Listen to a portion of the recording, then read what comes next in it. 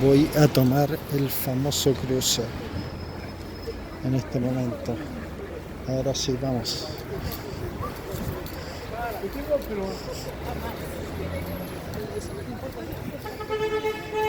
Yes. Abbey Road Baptist Church. Tienen platas oscuras, parece.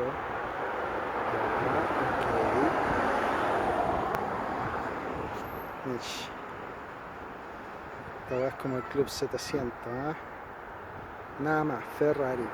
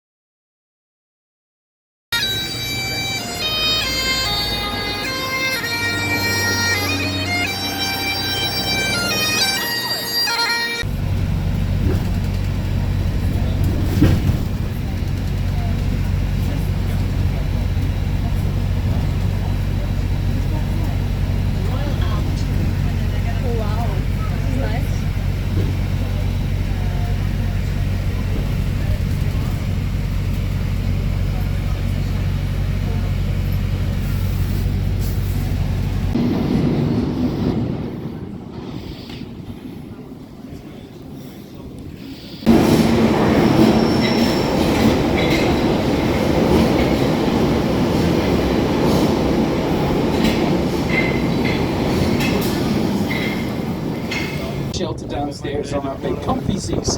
Down there you will also find my lovely colleague Shira. It's her penultimate last day today. So, say hi to Shira. We're all very sad. Woohoo! Teaching out to Boston today, so she's very busy. Now, Shira can help you with audio guides in Spanish, French, Italian, Russian, German, Mandarin, Japanese, and Dutch. That is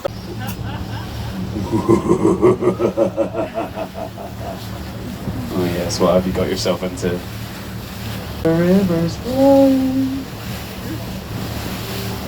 I'm joking, you're fine. You'll be okay. But Guy Fawkes would have come down the steps in 1605 after he tried to blow up Parliament with King James inside. Remember the 5th of November, the Gunpowder Treason plot? 10 points, by the way, if you could tell me the film I was just going.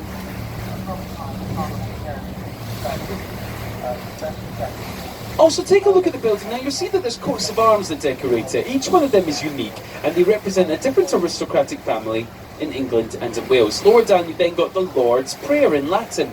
Now that stretches all the way around the building and it's meant to act as a barrier or a ward to keep out evil and malicious intent. So it's not actually working.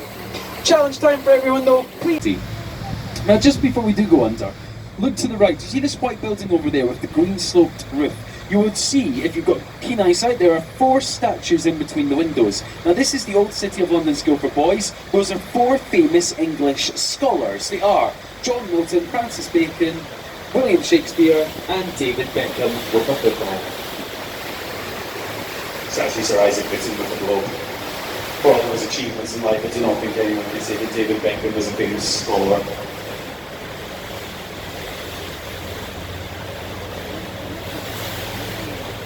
Oh, what are the mysterious red columns, eh? Be they giant bird tables, be they the River Thames version of Stonehenge, be they sponsored by Coca-Cola. Well, there's a very mysterious and very exciting and very magical story all about these red columns.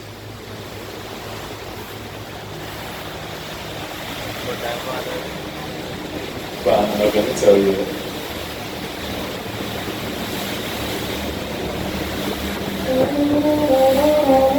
Our bridge. If we can get people to wave to us from it, everyone on board the boat gets 5 years good luck. So come on, give a big wave, give a big cheer, let's get our luck, come on! Woo! If they spit on you, you get 10 years good luck.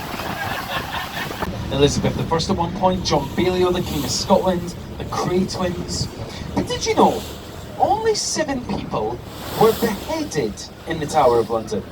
Only 7. Now, if you were a mere commoner or a mere peasant, you were not worthy enough of a private execution. You'd actually be taken out behind the tower and you would be executed in front of a mocking, booing crowd as a form of public humiliation. More people met their death by firing squad in the Tower of London during the First and Second World Wars and the Jacobite rebellions than they did by beheading. However, that said, 3 Queens of England were beheaded in the Tower of London. 2 of them were wives of Henry VIII, Anne Boleyn and Catherine Howard. And if anyone can tell me the name of the 3rd Queen to be beheaded at the Tower of London when you leave the boat today, I will give you a prize. The prize is called a high five. Here's a clue. Not Mary Queen of Scots. Everyone thinks it was. Maybe because I'm Scottish. But no, she was beheaded in Northumberland. She never even got to meet her cousin Elizabeth I, despite what any current Hollywood movies might tell you. So Anne Boleyn, Catherine Howard, who was the 3rd Queen. If her head was chopped off in those days, it'd be boiled in salt water, dipped in tar, shoved in a spike and placed on the medieval version of London Bridge that we're now coming back up to. First person to have that done to him was the freedom fighter from Scotland, Sir William Wallace, better known to some people as Braveheart.